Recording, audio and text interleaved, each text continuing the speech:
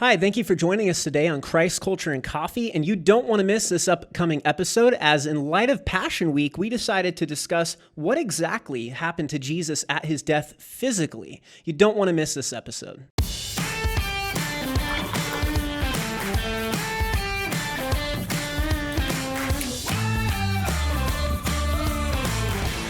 Hi, welcome to Christ, Culture, and Coffee. I'm Robbie Lashwa. I'm here with my co-host, Tyler Hurley. Hey, how's it going, Tyler? It's going great. We're super excited to be talking about this specific topic for Easter. Yeah, this is going to be fun. We're actually, in light of it being Passion Week and with the whole virus thing and everybody being laid up, we wanted to do 2 episodes for you this week. So we're doing this one, but we also are releasing the Resurrection Easter podcast that's coming out at the same exact time. So there's 2 out this week. We want you to listen to them both.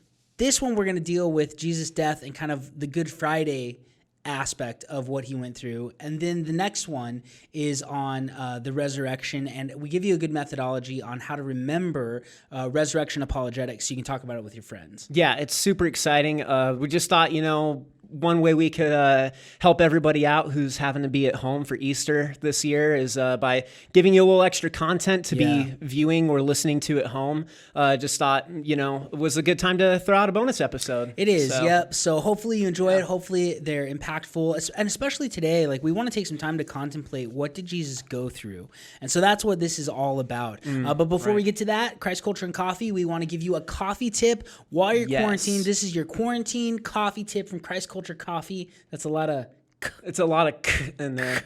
Quarantine coffee tip for Christ, Culture, Coffee. That's a lot. Yeah. This is a good one though. This is about a new recipe that we found and we want you to try it out. Yeah. So, you got the tip for us. Yeah. So basically this is, and I apologize if I'm saying this incorrectly, but the best I got is I think it's pronounced dalgona. Dalgona. It's Korean, I think. So I don't know I don't know the accent. I don't know how to say it. It's spelled Dalgona. Dalgona. That's how I say it.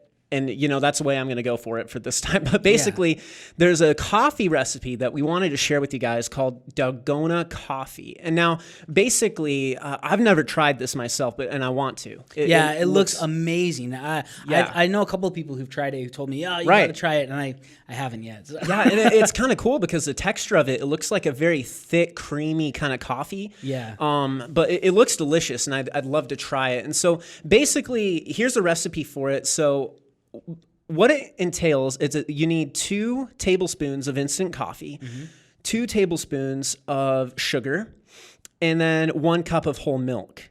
That's pretty simple. That's not a lot of it's not 3 things. Yeah, just those 3 things. So it's not too bad. And then basically what you do is for the first step, you combine the instant coffee, the sugar, and then the 2 tablespoons of hot water in a small mixing bowl. Oh, so it's 4 ingredients. Water. I didn't think about it. That's why I kind of hesitated when I said that. I'm like, we got it wrong. That's okay. All right. So you take the instant coffee, the sugar, and 2 tablespoons. It's still 2 though? That's what it says. 2 tablespoons of coffee, instant coffee, 2 tablespoons of sugar, 2 tablespoons of hot water. Yeah. 2. 2. Okay. It's very simple. And so with that, you put it in a small mixing bowl, and then using a hand mixer, you beat the mixture for about 3 to 5 minutes, or until the color changes to like a golden brown kind of texture, and it kind of takes on like a thick consistency. Yeah. And that's what I've seen in the pictures for it online. It's like someone sticks a spoon in it, and it comes out, it almost looks like a froth kind of thing. Yeah. Like a whipped. Kind of like that. It looks like whipped. That's awesome. And so basically, the last step to this, step 3, is you pour the milk, and again, that's 1 cup of whole milk, into a tall glass with a few ice cubes in it, and top it off with the mixture using a spatula to kind of get it out of the bowl. So you scrape it onto the top. Yes, and then it makes like a layered effect thing. There's the white milk on the bottom and this like coffee colored. Yes, which is interesting because that's kind of how you get like espresso mixes. You know how everything's kind of separated. Well, different types of espresso based drinks is what I mean. That's awesome. But with this, it's kind of got like a thicker, creamy substance, but that's coming from the coffee, not the milk. That sounds awesome. Isn't that interesting? Yeah. It's like a reversal almost. It is because typically you have like the milk is more frothing, creamy, but it's reversed. Awesome, man. Dalgona coffee. Dalgona. We should have brought coffee. some in and like did a. That's not a bad idea. Yeah. What do you call it? Display it. Yeah. Yeah, something like that. Show and tell. Yeah. There you go. Show and tell on Christ Culture Coffee. Maybe next time. Yeah. So hopefully you guys like this coffee tip for today, like we just gave the whole recipe, so you have no excuse to actually go out and try it. So it's right there. I mean, I'm going to try it. You're quarantined. You might as well add it to your click list or whatever way you order. Yeah, unless people start panic buying some of these items off the shelves, then you can't get anything like that. But I'm glad toilet paper wasn't an ingredient. Oh yeah, it's tough to find these days. But I mean, we'll see. Maybe after you drink it, maybe you'll need some toilet paper later, depending on how good or bad you make. Yeah, instant coffee. Yeah, you never know. So right. That's cool, man. Thanks for that tip. Well, hey, try that out. And if you do make your own, we'd love it if you took a picture, threw it on social, and tagged us in it. Yeah, that'd be we'd cool. like to see it. We'd like to know what you think about it. So definitely sounds like a great way to use instant coffee. Yeah, I great. like it. Cool. Well, hey, let's move into the topic for today. And now with it being Passion Week and Good Friday is coming up and Easter Sunday is coming up, it's a really good time for us as believers to reflect on what Jesus did for us. You know, Paul said in 1 Corinthians that when we do communion, what we're doing is we're proclaiming Christ's death until his return. Proclaiming his death until his return. Jesus wants us to remember his death.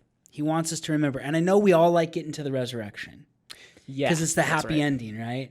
But he wants us to remember his death. It's a big deal that we remember it. I mean, communion, right? The Lord's Supper is about him instituting, remember my death, remember my blood, remember my broken body, spilled and shredded for you. And so that's what we want this to be about, is looking at what Jesus went through physically on the cross on that Good Friday 2,000 years ago. And so we're gonna get into that now. There's a really groundbreaking article that comes from the Journal of American Medical Association, and it's called "On the Physical Death of Jesus Christ." This is a peer-reviewed journal, and this article was peer-reviewed. And so basically a doctor and a guy that's a theologian went through the New Testament, the Gospels, seeing what it depicted Jesus going through physically. And then they checked to see if this is folklore or if this is really something that would happen to you if the types of things explained about Jesus happened to a human being. Is this how your body would respond, kind of thing like that?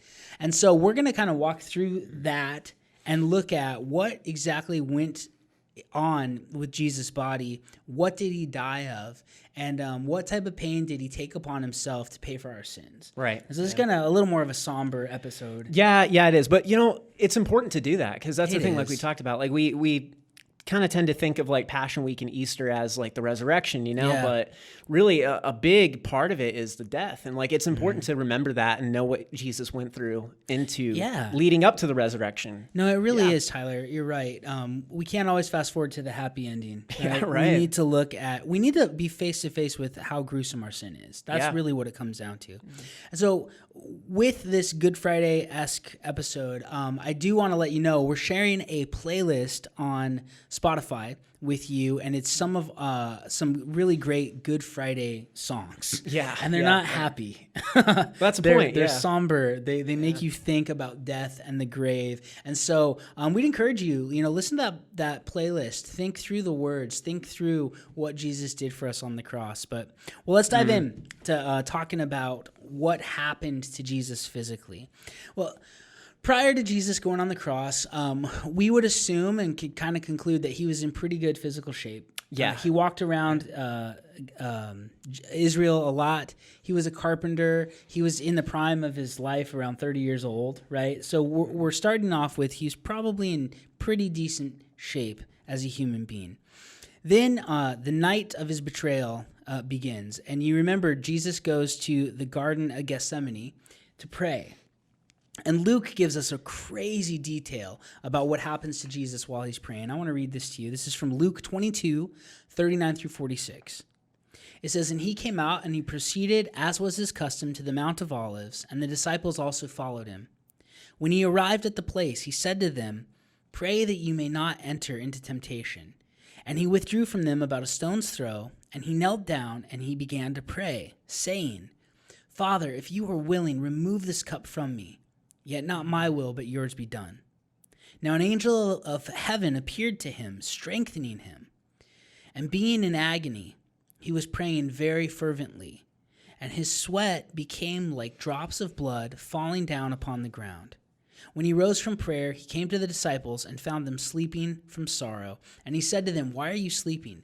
Get up and pray that you may not enter into temptation." All right, so did you catch that part where it says that his sweat was like drops of blood? Yeah. Some people hear that and they say, man, this sounds kind of mythological. Was he sweating blood? Some people say, no, it doesn't mean that. It means like he was just sweating so much that it was like the size of drops of blood, which I don't think that makes any sense because you'd say, what are drops of blood size? Yeah, like, how do you measure that, and why would that be written in that way? It doesn't make any sense. It's interesting to remember that Luke was a doctor. Yeah, that's right. And he records this medical thing. He records this anomaly with Jesus' body, that he was sweating blood. Now, that does sound fanciful and it does sound bizarre, but it is interesting to know that there is a condition where you sweat blood, and it's called hydrosis. Hydrosis. I want to read to you what the article on the death of Jesus Christ from the Journal of American Medical Association says about this. It says, although this is a very rare phenomenon, bloody sweat, hydrosis, may occur in highly emotional states or in persons with bleeding disorders. As a result of hemorrhage into the sweat glands, the skin becomes fragile and tender. So what happens is when somebody's under a lot of psychological distress, which was Jesus in that at this time. Oh, yeah. Yeah, he's in Gethsemane. He is agonizing over what he has to go through. He's pleading with his Father, I don't want to go through this. If there's any other way, please let this cup pass from me, right? Right. But that wasn't what God had for him. He says, not my will, but your will be done. So he's under psychological stress, thinking about carrying the weight of the world on his shoulders, all the sin for all of us. And he starts to sweat blood. When you're under psychological stress like this, what happens is there's a chemical release. It breaks down the capillaries in your sweat glands so that parts of your blood seeps into your sweat glands. And then when you sweat, it comes out tinged with blood. Literally sweating blood. If you Google search hydrosis, you'll see pictures of people who this happens to them today. Bloody sweat, hydrosis. This is something that happened to Jesus. So he begins to suffer way back in the garden. Prior to the crucifixion, he starts suffering. It makes his skin tender. So that means that he would feel more pain, right, throughout the suffering he was going to go through. It is very beautiful in God's design of all of this, what he says about Jesus having this condition, because in Matthew it tells us that Jesus is in Gethsemane, right? The Mount of Olives, and then there's this place called Gethsemane.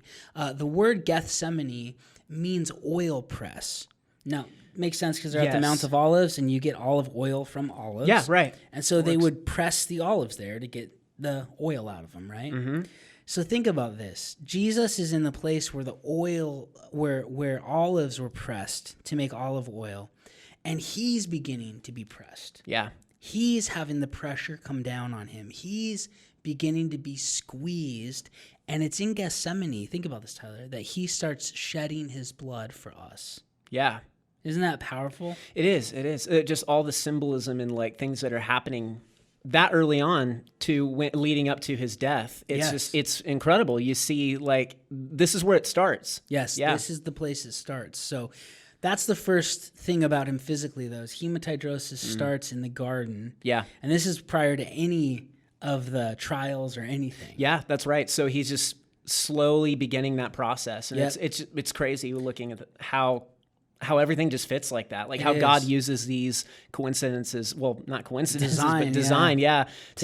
To express things. Yeah, right. Yeah. It's beautiful. So we know what happens in the story, right? Jesus gets arrested, betrayed by Judas, one of his 12 disciples, and then he gets taken on trial before the Jewish council. Yeah. Tyler, you want to talk about that? Of course, yeah. And so we see in Matthew 26, this is verses 63 through 68. I'm going to read it real quick. It just kind of gives an idea of what Jesus went through when he was before the Jewish council. So Jesus before Caiaphas, sorry, thank you. I don't know why I said that wrong. Caiaphas, But Jesus kept silent, and the high priest said to him, I adjure you by the living God that you tell us whether you are the Christ, the Son of God. And Jesus said to him, you have said it yourself. Nevertheless, I tell you, hereafter you will see the Son of Man sitting at the right hand of power and coming on the clouds of heaven. Then the high priest tore his robes and said, he has blasphemed. What further need do we have of witness? And then behold, you now heard the blasphemy. What do you think? And they answered, he deserves death. And they spat in his face and beat him with their fists. And others slapped him and said, prophesy to us, you Christ, who is the one who hit you? And so through these passages here, we see clearly Jesus was spat on, beat with fists, like punched. Yeah. He was slapped and mocked. By them prophesying and say like, hey, who is it who hit you, right? Yeah. Like through the punching and through the smacks, because he couldn't see them. Yeah. So like, because there's just this mob around him, and it's like, tell us, prophesy, like you're such a great prophet. Tell us who hit you. And so like that was kind of like this emotional tribulation that he's going through. Who even know the emotional and psychological pain, right? I mean, with being betrayed by a friend and then having your own countrymen roughing you up, like this is like an angry mob scene. It is beating him up after his skin was already tenderized because of the hydrosis. That's what he's getting through already. Right. And so with that, glad you bring up the hydrosis again, because during the 12 hours between 9 p.m. Thursday and 9 a.m. Friday, Jesus had suffered great emotional stress through the hydrosis, through the abandonment of his close friends, the disciples. And also on top of that, it was from the physical beating after the Jewish trial, and then also kind of in the setting of a traumatic and sleepless night. Yeah. He was being forced to walk more than 2.5 miles. Yeah, he was taken all over the place, right? Yeah. After being stressed out, no sleep all night, right? He's literally being like tenderized here, emotionally and physically, like to prepare for what's to come. Yeah, that's exactly what's going on. So you can see it happening. Like you got to think too, like I'm not that big a fan of waking up like super early with little sleep and then having to hike all over the place. Sure. No, I mean going off of little sleep, I can do it if I get a good amount of sleep, but going off of a little sleep, I can't do it. But Jesus basically he didn't sleep at all. Yeah, you can imagine he's got a headache, right? Yeah, from getting punched, and then he's probably already dehydrated from sweating blood.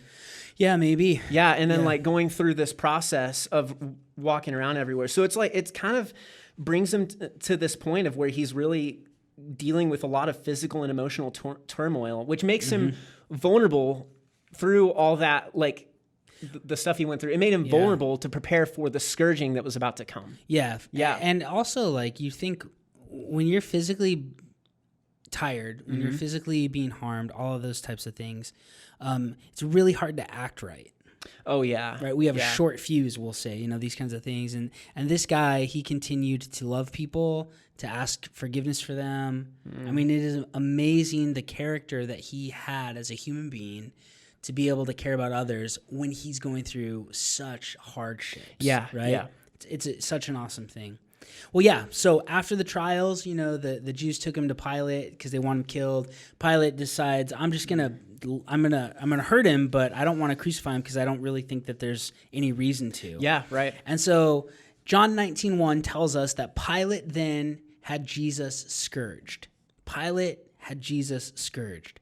This is a horrific event. I don't know how much you know about Roman scourging, but this is what would happen is a human being would be stripped down and they would be tied to a pillar with their arms around it, and they'd kind of stretch their arms really tightly because they were trying to get their back to be super tight so that as they whipped them, it would break open. So they were flogged usually by two soldiers, one on each side, who was whipping them. And the soldiers had what was called a flagrum or a flagellum. And now these whips had multiple straps that came off the end of the handle. And in the straps, they would put little metal balls. They would put pieces of bone, rocks, this type of thing. And the idea was that as they're whipping them, the hard, blunt objects are bruising, causing contusions. And then the sharper objects, like the bone, would dig into the bruised flesh, and it would open up huge wounds, is what would happen. And so scourging was just horrific, and it was bloody. The intention of it was to weaken somebody just short of death. Yeah. Now, most crucified victims, they didn't go through scourging too. This is something that's unique about Jesus' crucifixion, is he was scourged first. I'm sure there were some that happened to, but it wasn't like the protocol of crucifixion. Pilate thought, if I scourge him, then they'll get off my back about the crucifixion. Yeah, because it's clear that you can tell that's what's going on, because you could see earlier, like they were talking about, like, what's wrong with this man? Like what did he do, basically? What did he do? Yeah. Well, and I find no fault in him. He says that. Yeah. I don't see what you guys are trying to accuse him of being. Well, and the truth of it was, the Jews were mad at Jesus because they said he was blaspheming, claiming to be the Son of God. Yeah. But what they told Pilate was the problem, was that he claimed to be Caesar. Yeah, which that's not. But that's not why they were wanting him dead. No. They were hoping for the Messiah King to come. Yeah. Right? Yeah. But that's not the political game they're playing here. So we have some really interesting insight into a Roman scourging. Eusebius, who was an early Christian historian, he saw a scourging take place, and he records what it looked like. And I want to read to you what he said. Eusebius said, the sufferer's veins were laid bare, and the very muscles, sinews, and bowels of the victim were open to exposure. Because of the whipping and the shredding of the flesh, veins would dangle out, and intestines would be visible. This is horrific. Yeah. Roman scourging is nothing to laugh at. And Jesus went through that, again, shedding more of his precious blood for us in the scourging yards.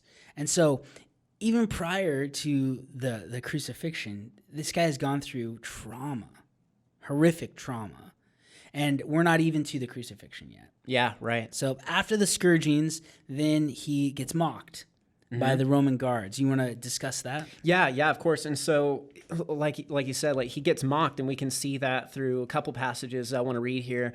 In John 19:2-3, it says, "And the soldiers twisted together a crown of thorns and put it on his head and put a purple robe on him. And they began to come up to him and say, 'Hail, King of the Jews,' and to give him slaps on the face." So again, the humiliation, the mocking of saying, "Hey, you're the king," by putting a crown of thorns on his head, and then by putting a purple robe on him. And slapping him. Gee. Yeah. Yeah, and so we have that in John 19, and then in Matthew 27, verses 27-31, it says, Then the soldiers of the governor took Jesus to the praetorium and gathered the whole Roman cohort around him. They stripped him and put a scarlet robe on him, and after twisting together a crown of thorns, they put it on his head and a reed in his right hand, and they knelt down before him and mocked him, saying, "Hail, King of the Jews." They spat on him and took the reed and began to beat him on the head. Ugh. And after they had mocked him, they took the scarlet robe off him and put his own garments back on him and led him away to crucify him.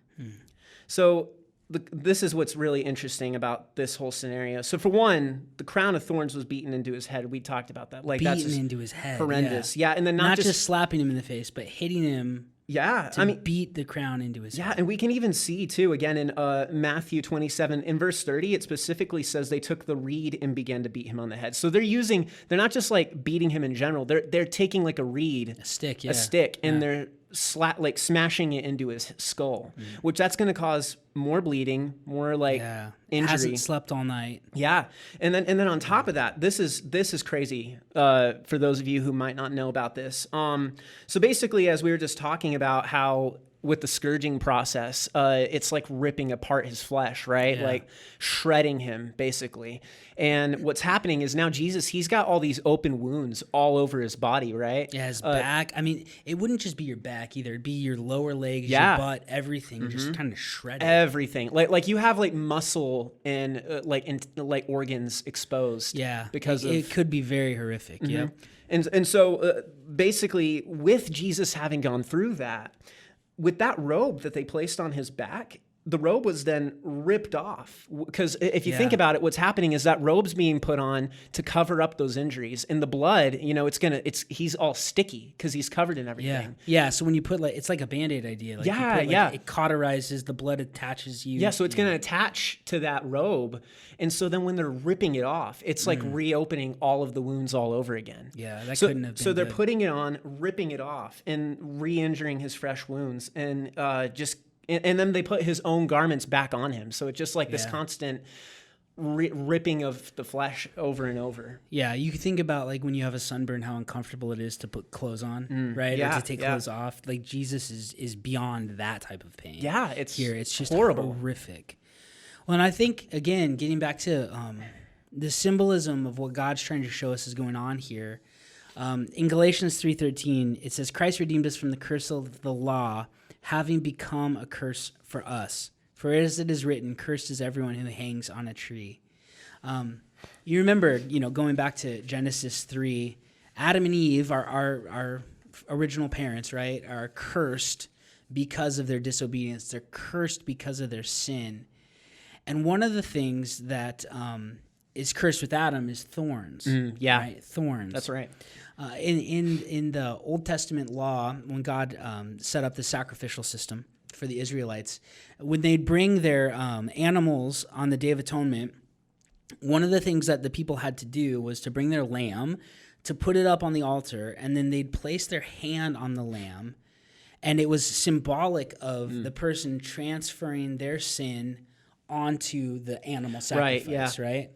And as they did this, it wasn't the priest's job. It was the person's job to slit the throat of the animal, to kill and slay the animal after they've transferred the sin onto them. So it's really interesting. God is making them transfer sin through the laying on of the hand, and then watching how horrific their sin is and what needs to be appeased. Yeah. Death needs to occur. There has to be justice done.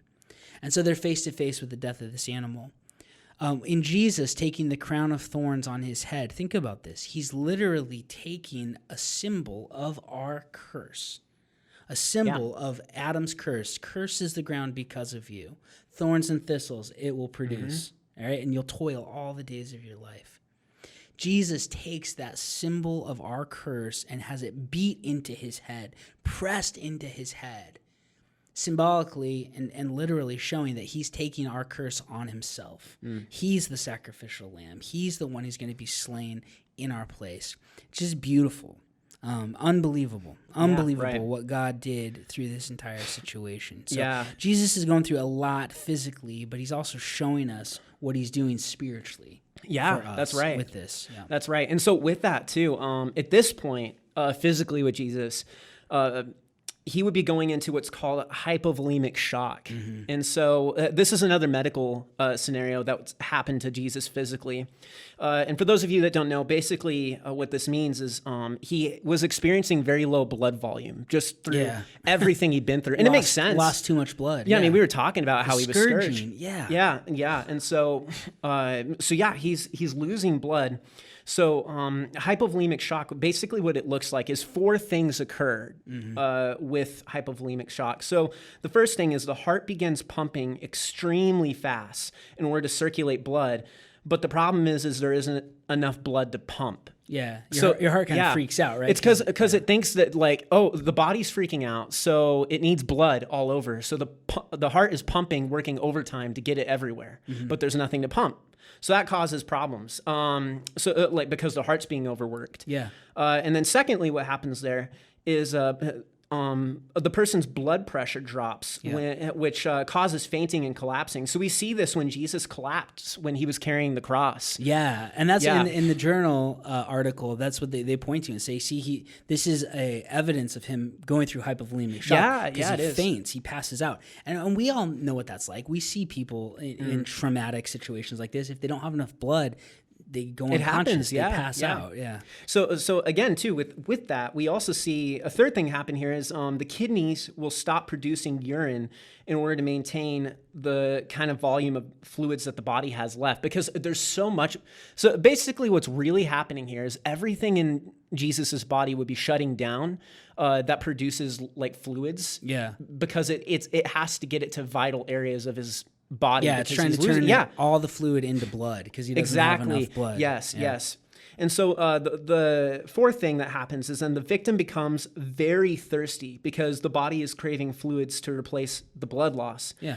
And this is why Jesus asked for a drink while he was on the cross. We see in John 19:28, it says, after this, Jesus, knowing all the things that he had already been accomplished, to fulfill the scripture, said, I am thirsty. Yeah.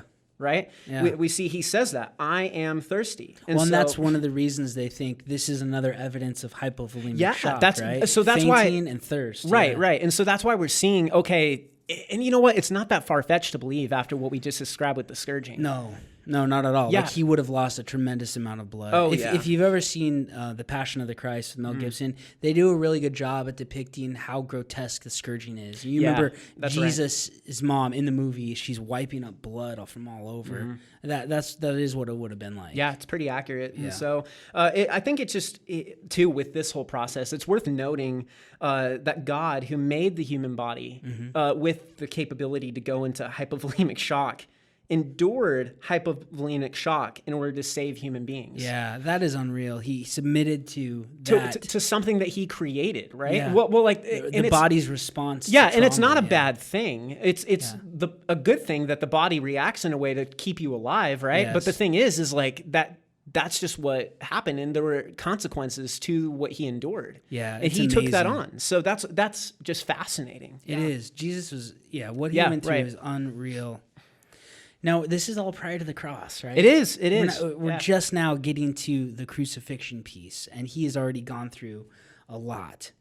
So what happens with the crucifixion? Well, the Romans had perfected crucifixion as a form of torture and capital punishment. The whole idea of this is to bring somebody to death in a really slow way, inflicting maximum pain.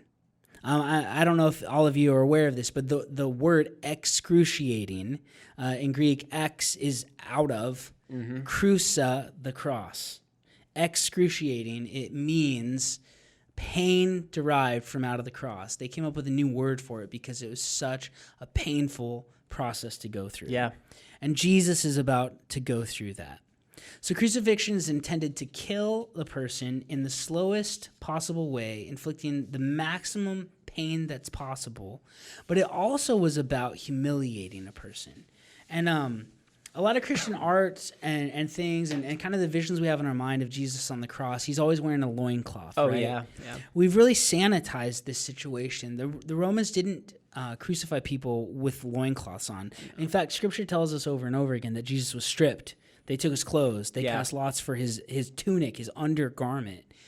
Jesus hung on the cross naked because he wasn't just dying painfully for our sins. He was taking on all facets of our curse. Yeah. And you remember one of the things that happened to Adam and Eve, the very first thing they realized that was different was that both of their eyes were opened and they realized they were naked. And Jesus hangs on that cross, taking on our nakedness, taking on our shame, being completely exposed, no loincloth, because he was dying to pay the penalty for our shame and our crime against God. Again, another piece to this whole thing that's just beautiful. Yeah. So what would happen is once you got to the cross, the guards would offer you a painkiller. And it was wine that was mixed with myrrh or gall, is what it says. And that's exactly what we see happen in Matthew 27, 33 through 34. Let me read that. It says, when they came to the place called Golgotha, which means place of the skull, they gave him wine to drink mixed with gall. And after tasting it, he was unwilling to drink it. The soldiers, the process of crucifixion was so painful that they knew, hey, we want to be a little bit humane here and give the person some painkiller so they don't feel how awful this is. Jesus gets up there. They're pushing this stuff in his face. He's thirsty. Hypovolemic shock. Well, that's why he took a right? sip. You could see that. But then he realizes what it is, and he refuses it because he's not going to allow his senses to be deadened when he's paying for our sin. He's going to feel the full weight of this. He's going to drink the cup the Father's given him completely without trying to kill the pain. And I think, again, Jesus loved us so much to endure such a horrific death, and he was willing to reject comfort for himself in order to bring us ultimate comfort. What a Savior. What a beautiful picture of love. He refuses the painkiller, and then he gets nailed to the cross. The Romans used 5 to 7 inch spikes to nail their victims through the cross. They wouldn't nail through the palms of the hand. They would nail through the wrists because there's the 2 bones there that can support your body weight. The problem is that between your 2 wrists, there's this thing called the median nerve. It runs right between there. So when they nail these spikes in, they would sever the median nerve, which would render your hands incapable and kind of seize up and claw-like. But the pain that this caused was horrendous. I've heard it explained that severing that nerve would be like taking pliers to your funny bone nerve and just twisting that nerve. Yeah. Just horrible, horrible pain from being nailed through your wrists. And then they did a similar thing with his feet, and there's some nerves there and pain there, but they fastened him to the cross to hang and be a curse for us. Yeah, and then they hoisted him up into that hole, dropping him down, which would jar, your entire body up against that cross, that wooden stipe, and those nails in your hands and the jarring that your body would tear on there. Just horrendous pain. And then we see with that too, even further, what would happen most of the time to the victims is that their arms were basically pulled out of socket with their shoulders too, because what they're doing, their whole entire body weight is being supported basically by their arms that are nailed. Yeah. To the cross. So what they would do is they would completely come out of socket, and so they couldn't even support. Like pulling yourself up would it'd be painful. It'd be very painful because you got to think too. You're still pulling on that nerve that's caught around the nails. Well, and the reason to pull is because you have to breathe, right? Yes, and exactly. You can't breathe in this type of a position. You can't, right? You have to pull up and release the pressure from off of your chest cavity. And so that's actually what leads us into the next point is that's typically, that is how people would usually die on the cross, is through asphyxiation without being able to breathe. Yes, that's what it did to you. You died from asphyxiation, which is, again, just what a terrible torture. Yeah, it's horrible. So because that's the thing you got to think about is you're in the position that you're in on the cross. You have to pull yourself up by yanking on those nerves in your arms with your shoulders that are out of socket in order to just breathe. With your back too, right? Yeah. Completely shredded, rubbing up against that cross. And remember, Jesus's back was also scourged. Yeah. So a scourged back, like wounds getting cut and splintered all up on his back from the wood. And then just a horrible level of torture going on. And then basically the asphyxiation on top of the hypovolemic shock would just be too much, and that's what people would die from, essentially. Yeah, and this contributed to Jesus' death. Yeah, and so it is worth noting, though, by this process, that Jesus speaks 7 times from the cross, and each time he would have to go through this entire ordeal in order to speak based off, he'd have to go through torture in order to speak, and he did that 7 times. Yeah, and think about the things that he would say, right? Father, forgive them, they don't know what they're doing. He puts himself through torture to say that. Yeah, he didn't say anything personally, selfishly, get me down from here, help, or he didn't, anything like that. It was all focused on, they know not what Father, they're doing. Forgive them. He says, my God, why have you forsaken me? Which is the first line of Psalm 22. Yeah. And he's showing people, I'm Psalm 22. I'm the fulfillment of that prophecy. Into your hands I commit my spirit. It's finished. Right? I did it. I've paid the debt. It's done. It's over with. He put himself through tremendous physical pain in order to say the things that he said. Yeah. Well, with all of that in the background, another thing that would happen medically that the journal article talks about is what's called respiratory acidosis. So as Jesus is hanging in this position, struggling to breathe, pushing up, taking a breath, coming down, pushing up, taking a breath, coming down, respiratory acidosis would take place. And what this is it's that when you're not getting enough oxygen into your blood system, because we breathe in oxygen and we expel carbon dioxide, right? Yes. That's how we work.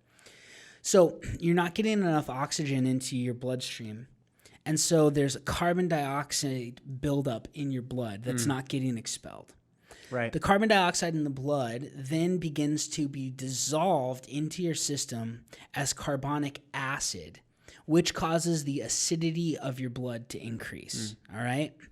So the respiratory acidosis, the acidic blood, right? And the hypovolemic shock, the low blood volume. Right. So you don't have enough blood, your heart is pumping like crazy, and then the chemical composition of your blood changes to be extremely acidic because you're not getting enough oxygen in, which will make your heart pump faster because it's trying to get oxygen to your body because that's what the heart's job is. Right. Those two factors together would contribute to Jesus dying from heart failure. His heart broke, literally. He had a heart attack type situation because of what he had been through.